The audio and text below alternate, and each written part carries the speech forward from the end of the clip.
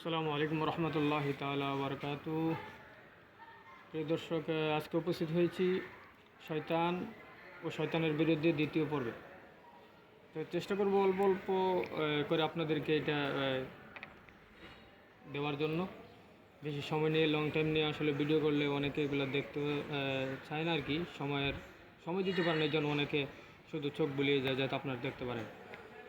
তো সরাসরি যেই কথা সেটা হচ্ছে যে দেখুন, শয়তানের সাথে আদমদের শত্রুতাটা দেখুন কখন থেকে শুরু। আদম আলাইহিস সালামকে তাফসীর ইবনে কাসিরে দেখবেন, শয়তান হযরত আদম আলাইহিস সালামকে তৈরি করার পরে 40 দিন আল্লাহ তাআলা পুতুল আকারে জান্নাতের ভিতরে রেখে দিলেন। তো ইবলিস মালাউন, তখন তো ইবলিস মালাউন ছিল না, তো ইবলিস মালাউন শয়তান প্রতিদিনই কইতো যে এটা আবার কি বানাইলো আল্লাহ, এটা কি মূর্তির মতো দেখা যায়, ফাঁপা ফাঁপা, আবার ঠন ঠন করে। তো সে লাথি মেরে দেখতো, লাথি দিত। শয়তান আদম আলাইহিস সালামের আমাদের পিতাকে আদম আলাইহিস সালামকে সে কী করতো? লাথি দিত, লাথি দিয়ে দেখতো, লাথি মেরে মেরে আদম আলাইহিস সালামের মূর্তিটা মানে দেখতো এরা যে এটা কী।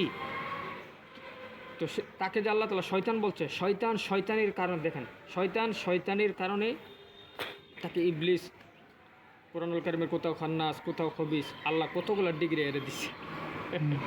তো এখানে দেখুন, তো লাথি মারতো, তারপরে আবার ইবলিস কাকে বলে দেখুন, মুখ দিয়ে আদম আলাইহিস সালামের মুখ দিয়ে ঢুকতো, পিছন দিয়ে বাড়িত, আবার পিছন দিক দিয়ে ঢুইকা মুখ দিয়ে বাড়িত। তাইলে আমাদের পিতার বেলায় সাইয়েদনা আদম আলাইহিস সালামের ব্যাপারে সময় যদি শয়তান এরকম করতে পারে, তাহলে আপনি আর আমরা কে?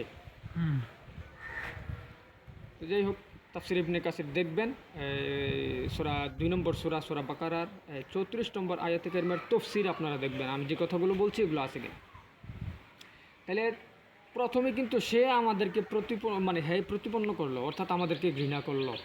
তাহলে যে মালাউন শয়তান ইবলিস আমাদেরকে ঘৃণা করে, তার পক্ষে যদি কোনো মুসলমান মক্কা মদিনা শরীফের ইমামও যদি হয়, আর শয়তানের পক্ষে যদি সে কথা বলে, নিঃসন্দেহে আল্লাহ তাআলার ফতোয়া জারি অনুযায়ী, আল্লাহ যে ফতোয়া দিয়েছেন ওই ফতোয়া আবা ওয়াস্তাকবারা ওয়া কানা মিনাল কাফিরিন, অর্থাৎ সেও কাফের।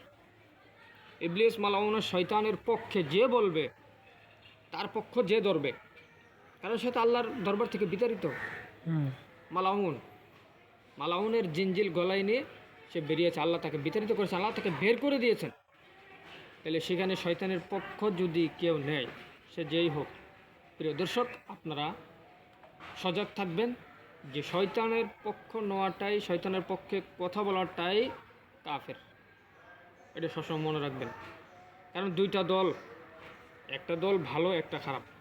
ভালো দলে যতজন লোক যাবে, অন্য লোকেরা দেখলে বলতে পারবে যে এই দলটা ভালো, এইটার মধ্যে এতগুলো লোক আছে, এরাও ভালো। আর পক্ষান্তরে খারাপ একটা দলের মধ্যে যতজন লোক এটার ভিতরে ঢুকবে, সবাই বলবে এটা কি খারাপ। এর চাইতে সহজ করে বোঝাবার আইডিয়া আমার কাছে নাই। আপনি ভালোটা থাকবেন, যে দেখবে এরা বলবে যে এই গ্রুপটা ভালো, এই দলটা ভালো। আর খারাপের মধ্যে যখন থাকা হবে, যেই কোনো লোক, আমিও যদি খারাপ দলে যাই, তখন আমাকে কি বলবে? খারাপ দল। ইবলিস মালাউন শয়তানের পক্ষে যে যাবে সে কি? কাফের, নিঃসন্দেহে কাফের, কোনো সন্দেহ নাই। তো আজ এই পর্যন্তই, অল্প অল্প করে দেওয়ার চেষ্টা করবো ইনশাআল্লাহ। আয়াতের তাফসীর সামনে রয়েছে, আরও ব্যাখ্যা বিশ্লেষণ আছে, সেগুলো নিয়ে সামনে আবার উপস্থিত হব। ততক্ষণ পর্যন্ত ভালো থাকবেন। আসসালামু আলাইকুম রহমতুল্লাহ।